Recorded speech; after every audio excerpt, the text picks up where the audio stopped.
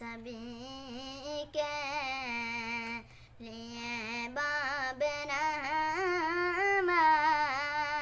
وہاں کوئی رتبے میں ادنا نہ عالی، مرادوں سے دامن نہیں کوئی حالی، قطاریں لگائے کھڑے ہیں سوالی،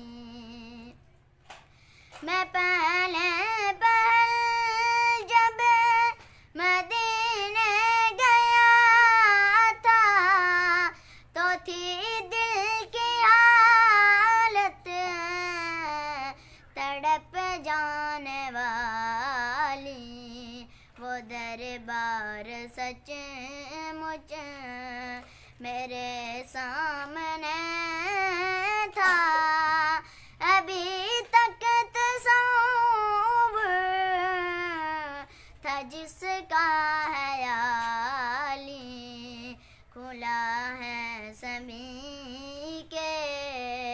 لیے باب رحمت، وہاں کوئی رتبے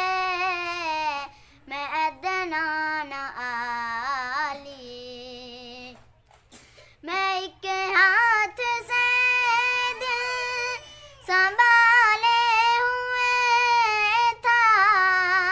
تو تھی دوسرے ہاتھ میں روزے کی جالی، دعا کے لیے ہاتھ اٹھتے تو کیسے نہ یہ ہاتھ حالی نہ وہ ہاتھ حالی، کھلا ہے سبھی